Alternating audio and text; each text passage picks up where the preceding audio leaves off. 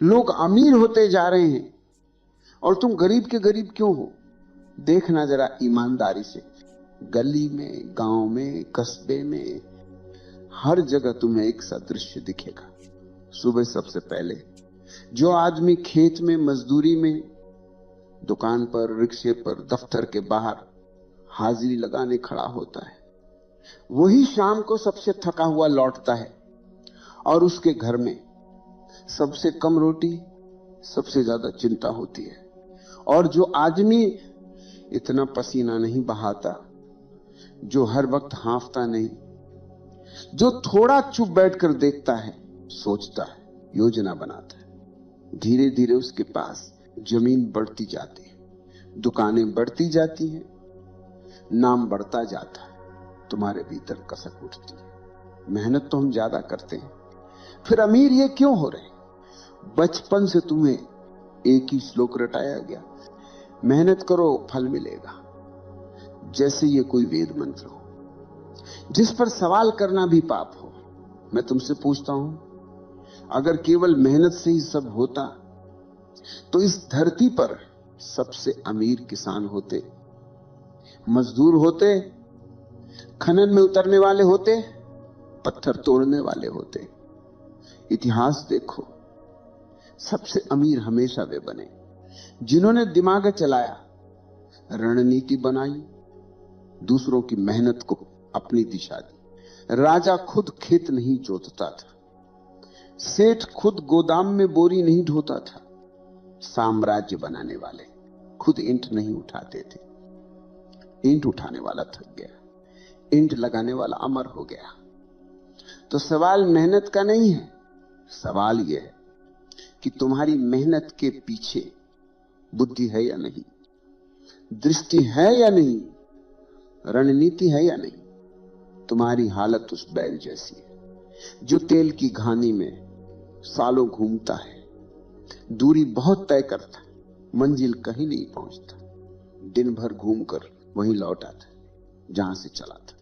तुम भी वही कर रहे हो, कल भी यही था, आज भी यही है, कल भी यही रहेगा। केवल उम्र बदलेगी, झुर्रियां बढ़ेंगी, घुटने चिटकेंगे, पर तुम्हारा स्थान वही रहेगा। तुम्हें इतना भी ध्यान नहीं आता कि मेहनत को देवता बना बनाकर समाज ने तुम्हारे हाथ से दिमाग छीन लिया। तुम्हें कहा सोचना मत, बस खटना, ऊपर वाले पर छोड़ दे, भाग्य पर छोड़ दे। और ऊपर से सब उदाहरण यही दिए गए। देख वो किसान कितना मेहनती है, देख वो मजदूर कितना ईमानदार है।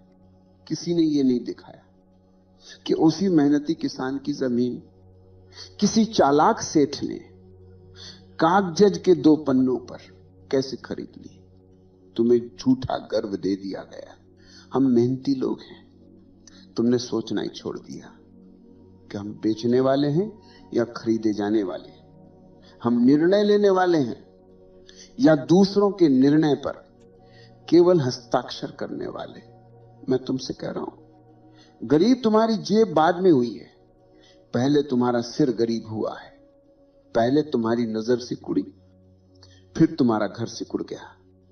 पहला खंड केवल इतनी चोट करना चाहता है, जब तक तुम मेहनत को ही धर्म मानकर दिमाग को संदेह की नजर से देखते रहोगे, तुम्हारे हाथ तो छिलेंगे पर मुट्ठी खाली रहेगी। अब जरा जड़ों में चलते।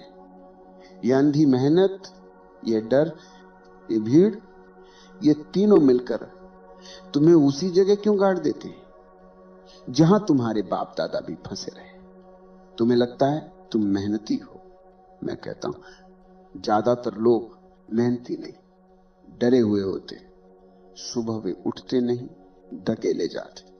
भूख का डर धक्का देता है, कर्ज का डर धक्का देता है। लोग क्या कहेंगे, ये डर धक्का देता है। जो काम डर से उठता है वो तुम्हें रोटी तो दे सकता है, रास्ता नहीं दे सकता। डर कहता है बस इतना कर, क्या आज बच जाए, कल देखा जाएगा। कभी किसी बूढ़े मजदूर की आंखों में गहरे उतर कर देखना। 70 साल पुरानी थकान मिलेगी पर भीतर कोई नक्शा नहीं मिलेगा। 70 साल से वो वही चक्कर काट रहा है। ये जो डर है, इसी ने तुम्हारी मेहनत को नौकर बना दिया है, मालिक नहीं बनने दिया। फिर आती है भीड़। इतिहास में भीड़ ने कभी साम्राज्य नहीं बनाया, भीड़ ने केवल जयकारे लगाए। निर्णय हमेशा कुछ जागे हुए दिमागों ने लिए, हजारों हाथों ने बाद में उन्हें निभाया। तुम्हें बचपन से बताया गया, लोग जहां जा रहे हैं वही सही रास्ता है, भीड़ गलत नहीं हो सकती। भीड़ का स्वभाव याद रखना, भीड़ को सत्य नहीं चाहिए, भीड़ को सुविधा चाहिए, भीड़ को ऊंचाई नहीं चाहिए, भीड़ को आदत चाहिए। तुमने भीड़ को गुरु बना लिया। किसी जमाने में सब खेती में लगे थे, तुम भी लग गए। फिर सब शहर भाग गए, तुम भी भाग गए। कभी नए व्यापार की हवा चली, तुम उसमें भी झोंक दिए गए। तुमने कभी रुके बिना आत्मा से नहीं पूछा, मेरे भीतर क्या बीज है, मेरा कौशल क्या है, मेरी भूमि किस काम के लिए बनी। भीड़ के पीछे चलने वाला हमेशा सबसे पीछे रहता है, क्योंकि भीड़ जिस जगह पहुंची वहां पहुंचते पहुंचते समय बदल चुका होता है। तुम बाजार की उस दुकान पर पहुंचते हो जहां सेल खत्म हो चुकी है, बोर्ड अभी भी लटका है, झंडे अभी भी लगे हैं, पर माल किसी और ने उठा लिया। तुम दरवाजे पर खड़े रह जाते हो और कहते हो मेरे नसीब ही खराब है। फिर तीसरी डोरी आदत, तुम्हारी आदत है कि जो कल किया था आज भी वही करोगे। कल जिस रास्ते गए थे आज भी उसी पर जाओगे। कल जिस व्यक्ति से डर कर पीछे हटे थे आज भी उससे डरोगे।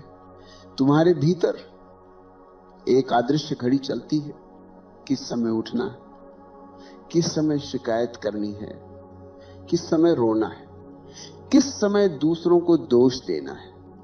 तुम्हारी जुबान के वाक्य भी तय हैं, समय खराब है, ऊपर वाला नहीं चाहता, सरकार खराब है, कोई हमारा नहीं। ये सब आदत की भाषा है, जागरूकता की नहीं। इतिहास में देखो, जिसने आदत तोड़ी वही नाम बन गया। कबीर करघे पर बैठा था, सिर्फ धागा नहीं बुन रहा था, शब्द भी बुन रहा था। नानक व्यापारी था, सिर्फ सौदा नहीं कर रहा था, एक दिन सारी गिनती लंगर में बहा दी। ये गिनती नहीं, ये तो बांध है। तुम्हारे हाथ में करघा है, तुम्हारे पास दुकान है, तुम्हारे पास नौकरी है, पर उसके भीतर कोई नई दृष्टि नहीं उतरती। तुम वही करते हो जो हजारों ने किया, फिर उम्मीद रखते हो कि परिणाम अलग आए। दूसरा खंड तुम्हें केवल इतना दिखाना चाहता है, तुम्हारी गरीबी की जड़ कमी मेहनत में नहीं, कमी जागरूकता में। तुम्हारी मेहनत डर से चल रही है, तुम्हारी दिशा भीड़ से तय हो रही है। तुम्हारा हर दिन आदत के हवाले है। जब तक ये तीनों मिलकर तुम्हें चलाते रहेंगे तब तक तुम किसी और के खेल के मोहरे रहोगे। तीसरे खंड में हम अंदर उतरेंगे जहां तुम्हारा धन वाला लोभ भी बैठा है और धन का डर भी, जहां तुम अमीर होना भी चाहते हो और अमीरों से नफरत भी करते हो। यही तुम्हारा सारा खेल फंसा हुआ है। अब जरा भीतर उतर कर देखो, धन चाहिए या नहीं? सच सच कहना, प्रवचन सुनने की भाषा मत बोलना। चाहिए दिल से, पूरी चाह से, क्योंकि बिना धन के दवा भी दान बन जाती है, रोटी भी एहसान बन जाती है, रिश्ते भी बोझ बन जाते हैं। तुम चाहते हो कि तुम्हारे बच्चों को अच्छा विद्यालय मिले, बीमारी में अच्छे वैद्य डॉक्टर तक पहुंच हो, बुढ़ापे में हाथ फैलाकर किसी के दरवाजे पर खड़े न होना पड़े। तुम चाहते हो कि जहां जाओ थोड़ी इज्जत से देखा जाए, कोई तुम्हें दया की निगाह से न देखे। लेकिन इसी के साथ तुम्हारे भीतर एक दूसरा ही पाठ भी चल रहा है, जो बचपन से तुम्हारे कान में भरा गया। बहुत पैसा आएगा, तो इंसान बिगड़ जाता है। अमीर लोग निर्दयी होते हैं, धन आए तो धर्म चला जाता है। ईमानदार तो वही जो फटेहाल रहे। घर में किसी अमीर आदमी का जिक्र आया, किसी ने कहा बहुत पैसा है उसके पास, तुरंत दूसरा वाक्य जुड़ जाता है, जरूर कहीं ना कहीं गड़बड़ की होगी।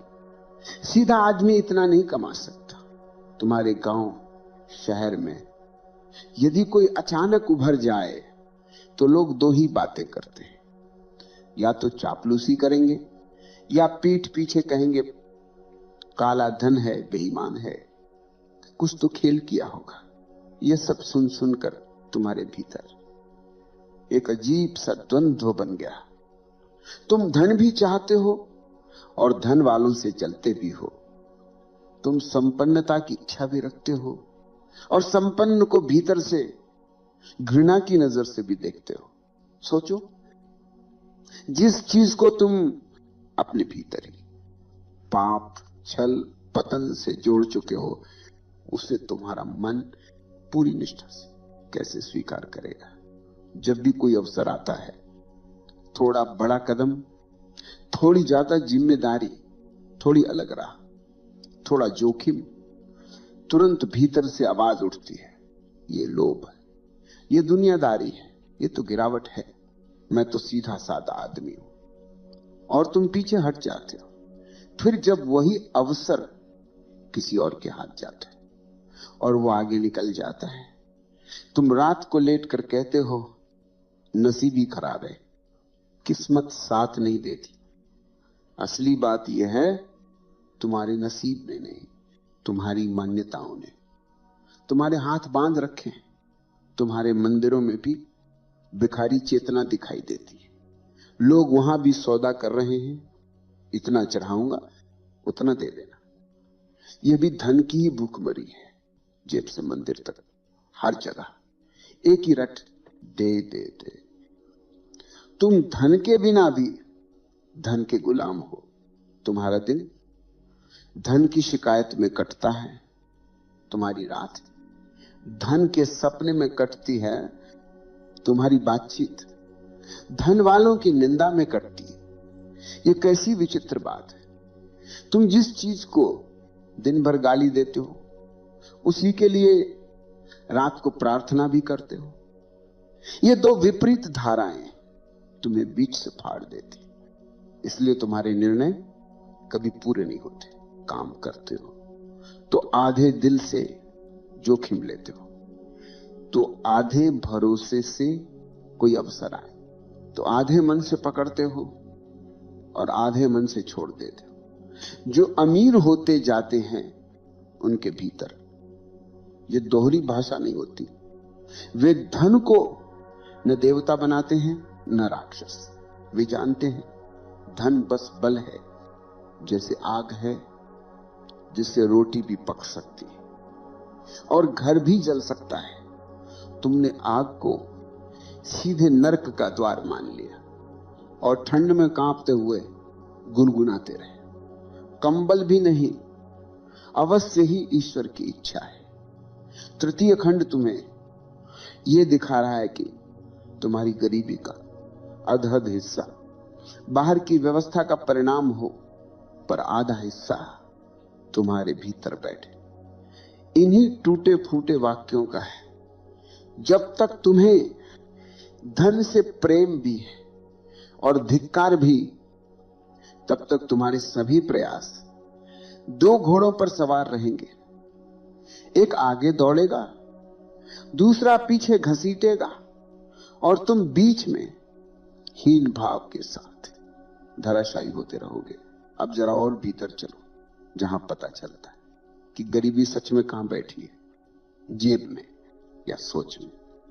मैं तुम्हें दो तस्वीरें दिखाना चाहता हूं। पहली तस्वीर, एक साधारण आदमी, कपड़े ठीक ठाक, घर छोटा, कमाई सीमित, पर उसके चेहरे पर एक अजीब सी ठहराव है। बात में साफ साफपन है, आंखों में झुकाव नहीं, सिर सीधा। वो बोलता है तो अपनी जुबान का मालिक लगते हैं, किसी की दया पर नहीं। दूसरी तस्वीर, बहुत नाम वाला, बहुत काम वाला, गाड़ी, बंगला, सब कुछ, लेकिन उसकी आंखें हर समय गिनती कर रहे हैं, किसने कितना लिया, मैंने कितना दिया, किसकी क्या नियत है, किससे कितना बचना है। हंसता भी है तो भीतर कांपता है, सौदा भी करता है। तो मन में असुरक्षा बैठी है। अब बोलो, गरीब कौन है? जिसके पास कम है पर भीतर भरोसा है, या जिसके पास बहुत है पर भीतर कांपता बच्चा है, जो हर समय डरता है कहीं सब छिन न जाए। असली गरीबी वो जगह है जहां से तुम अपने निर्णय उठाते हो। यदि तुम्हारे हर निर्णय की जड़ में डर बैठा है, तुलना बैठी है, भीख मांगती नजर बैठी है, तो धन चाहे जितना हो तुम भिखारी ही रहोगे। देखो अपने आसपास कितने लोग हैं जो हर समय यही बोलते मिलेंगे, कमी है, कमी है, कमी है। वो मंदिर जाएंगे तो भी कहेंगे और दे, और दे। घर लौटेंगे तो भी और चाहिए, और चाहिए। उनके मुंह से कभी ये वाक्य नहीं निकलेगा, जो है उसे कैसे रचूं, जो मिला है उसे किस सुंदरता में बदलूं। ये भिखारी चेतना है। इसके लिए कीमत नहीं देखनी, आदत देखनी है। गौतम बुद्ध महल छोड़कर गए क्योंकि बाहर का वैभव भीतर की खाली कटोरी नहीं भर पाया। जनक राज सिंहासन पर बैठे रहे, फिर भी भीतर से मुक्त हुए, क्योंकि उन्होंने भीतर की भूख को पहचाना, बाहर की सजावट को नहीं। एक ने बाहरी धन छोड़ दिया, दूसरे ने भीतर की गरीबी छोड़ दी। मुद्दा धन नहीं, मुद्दा यह है कि तुम्हारी चेतना कहां बैठी है। तुम्हारे घर में भले ही 2 ही बर्तन हो, पर यदि तुम्हारी नजर हर समय दूसरों की थाली में है तो तुम गरीब हो। तुम्हारे पास बहुत सामान्य हो, पर यदि तुम्हें एक क्षण भी यह भरोसा नहीं कि जो हूं ठीक हूं, जो है पर्याप्त है, इससे भी सृजन कर सकता हूं, तो तुम भी गरीब हो। गरीब सोच वाला आदमी हर हाल में कमी ढूंढ लेता है। उसे सूरज भी तपिश लगता है, हवा भी बीमारी लगती है, मौका भी धोखा लगता है।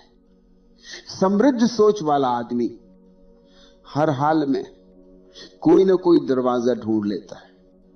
उसे कठिनाई भी पाठ लगती है, हार भी अनुभव लगती है, अभाव भी दिमाग को पैना करने का मौका लगता है।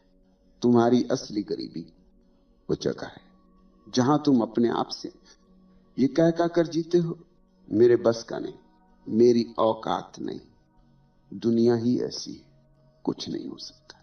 जब तक ये वाक्य भीतर चलते हैं, तब तक तुम जितना भी कमा लो, जितना भी जमा लो, तुम्हारी चाल में भिखारी की झिझक रहेगी।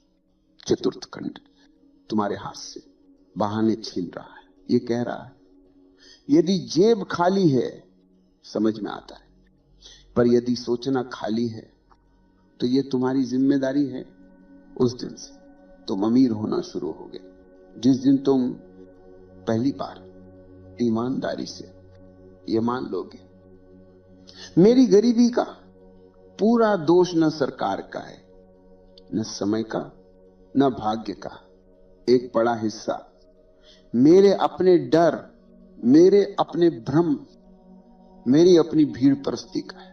जहां यह स्वीकार आता है, वहीं से भीतर एक नई ताकत जन्म लेती है जो कहती है ठीक है, जे बाद में देखेंगे, पहले सोच बदलते हैं। और सोच बदलने की शुरुआत यहीं से होगी जहां तुम हर निर्णय से पहले क्षण भर रुककर पूछो, ये मैं डर से कर रहा हूं या स्वतंत्रता से, भीड़ से कर रहा हूं या अपनी समझ से। यही से 5वां और 6ठा खंड अपनी बात को आगे बढ़ाएंगे, जहां मेहनत को जागते हुए दिमाग से जोड़ा जाएगा और जहां से असली अमीरी की ओर पहला कदम उठेगा। अब एक बात साफ साफ समझ लो, अगर तुमने मेरी बात से यह निकाल लिया कि मेहनत बेकार है, तो फिर तुमने वही किया जो तुम हमेशा करते रहे हो, और सत्य उठा लिया। मेहनत तो सांस की तरह है। जिस दिन आदमी मेहनत से भागने लगे, उस दिन उसकी रीढ़ टूट जाती। ऐसे लोगों की आंखों में तुम्हें हमेशा किसी न किसी जुगाड़, चमत्कार, चिट्ठी भगत, टोने टोटके की चमक दिखाई देगी। वे सोचते हैं कुछ ऐसा हो जाए कि बिना कुछ किए सब हो जाए। यह भी भिखारी चेतना का ही रूप है। मैं मेहनत के खिलाफ नहीं हूं, मैं अंधी मेहनत के खिलाफ हूं। कृष्ण अर्जुन से कहते हैं कर्म कर, पर बुद्धि के साथ। बिना बुद्धि के कर्म केवल चक्र है, बुद्धि के साथ कर्म यात्रा बन जाता है। तुम्हारा हाल भी ये है कि तुम बैल की तरह जुतते हो और सोचते हो कि इतने चक्कर घुमा दिए, अब घानी का मालिक मैं हो जाऊंगा। बैल जितना चाहे चक्कर काट ले, मालिक नहीं बनता, क्योंकि दिशा किसी और के हाथ में है। इसलिए पहला काम, मेहनत मत छोड़ो। मेहनत से पहले रुककर देखना सीखो। सुबह उठते तुम्हारे भीतर दौड़ लग जाती है। तुम्हें लगता है देर हो जाएगी, काम छूट जाएगा, आज बहुत काम है। तुमने कभी यह नहीं किया कि 5 मिनट चुप बैठकर अपने दिन को देखो। मैं कहां कहां अपने को बेचने वाला हूं, कहां कहां अपनी ऊर्जा बर्बाद करने वाला हूं।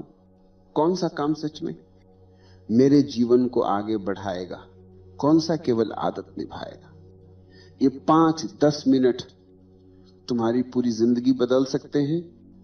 पर तुम्हें सबसे ज्यादा डर इन्हीं से लगता है, क्योंकि जैसे ही तुम चुप बैठोगे तुम्हें दिखने लगेगा कि तुम्हारे दिन का आधा हिस्सा डर के नाम है, आधा हिस्सा दिखावे के नाम। दिमाग जागने का अर्थ यह है कि तुम अपने कामों की जांच शुरू करो।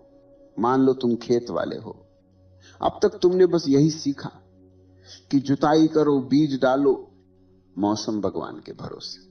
जागे हुए दिमाग से तुम ये भी पूछ सकते हो इस जमीन पर कौन सा बीज सही है, किस फसल को बाजार चाहिए, किस समय क्या बोना है, क्या बिल्कुल छोड़ देना है। तुम्हें आश्चर्य होगा, जमीन वही, हल वही, आसमान वही, पर परिणाम बदल सकता है। दुकान हो, नौकरी हो, कला हो, व्यापार हो, हर जगह यह प्रश्न तुम्हें अपने आप से पूछना होगा, यह काम मैं डर से कर रहा हूं या समझ से, भीड़ के दबाव से कर रहा हूं या भीतर की दृष्टि से।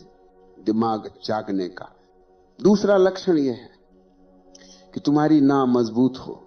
गरीब आदमी अधिकतर हां में जीता, हर बुलावे पर हां, हर अतिरिक्त जिम्मेदारी पर हां, हर शोषण पर भी हां।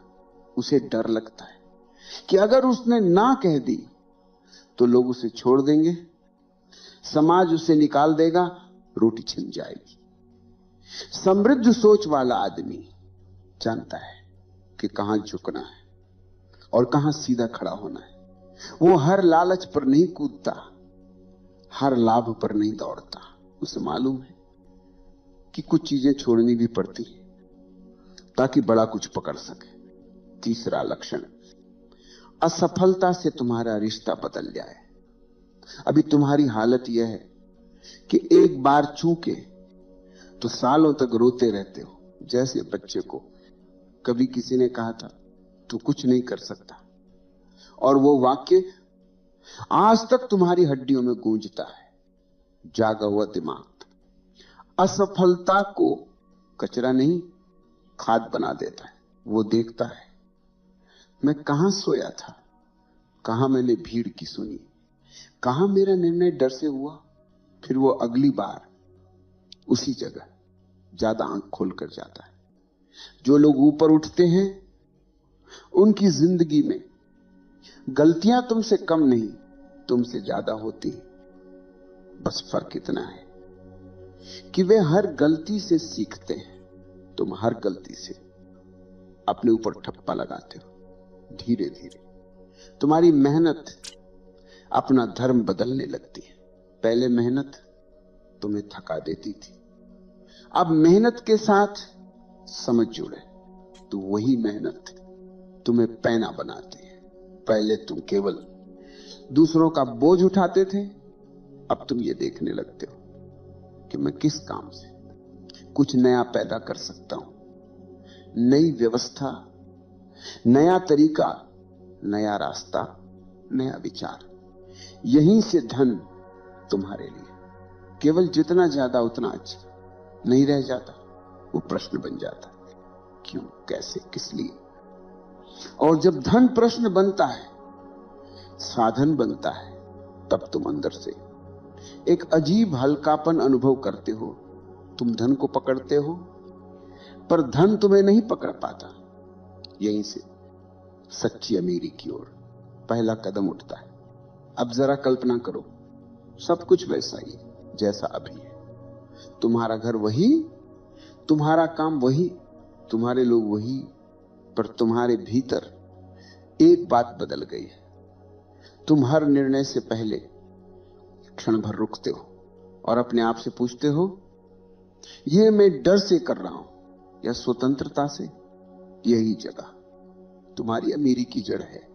जिस दिन तुम्हारा निर्णय डर से नहीं, दृष्टि से उठेगा, उसी दिन से तुम गरीब होना छोड़ दोगे। चाहे जेब अभी भी हल्की हो, असली अमीर वो नहीं जो तिजोरी में बंद है। असली अमीर वो है जो विकल्पों से नहीं डरता, जिसे अगर एक रास्ता बंद मिले तो वो दूसरा खोज लेता है, तीसरा खोज लेता है, जरूरत पड़े तो अपना रास्ता खुद बना लेता है। गरीब सोच वाला आदमी हर दरवाजे पर जाकर एक ही वाक्य बोलता है, मेरे लिए तो कोई जगह नहीं। समृद्ध सोच वाला आदमी हर दरवाजे से सीखता है, यहां से नहीं, किसी और तरफ से सही। जब तुम भीतर से अपने जीवन की जिम्मेदारी दूसरों से वापस लेकर अपने हाथ में लेते हो तो तुम्हारी चाल बदल जाती है। तुम अब सरकार, समाज, परिवार, नसीब, ग्रह, नक्षत्र, इन सब पर पूरी तरह निर्भर नहीं रहते। वे सब कारक हो सकते हैं पर मालिक तुम हो जाते हो। एक दिन ऐसा भी आया कि तुम्हारे पास थोड़ा बहुत धन जमा होने लगा। पहले जैसा तुम होते तो या तो सारा दिखावे में उड़ा देते या सब डर के मारे जमा करके उसी के पहरेदार बने रहते। अब तुम बैठकर देखते हो, इस धन से मैं क्या बदल सकता हूं, मेरे जीवन की कौन सी दिक्कत मैं सचमुच हल कर सकता हूं, किस काम में लगाऊं कि मेरी स्वतंत्रता बढ़े, मेरी समझ बढ़े, मेरी जिम्मेदारी गहरी हो। यहीं से धन तुम्हें चलाना छोड़ देता है, तुम धन को चलाना सीख जाते हो। और यदि कभी ऐसा भी समय आए कि जो था वो चला गया, बीमारी में, किसी दुर्घटना में, किसी गलत निर्णय में, तो तुम बिखरते नहीं, तुम बैठकर देखते हो, धन गया है, मैं नहीं गया। जिस दिमाग, जिस हिम्मत से ये आया था वो अभी भी मेरे पास, मैं फिर बना सकता हूं, शायद इस बार। और ज्यादा साफ समझ के साथ ये वाक्य भिखारी बोल ही नहीं सकता, क्योंकि उसका मैं धन से बंधा है। धन जाता है तो उसका मैं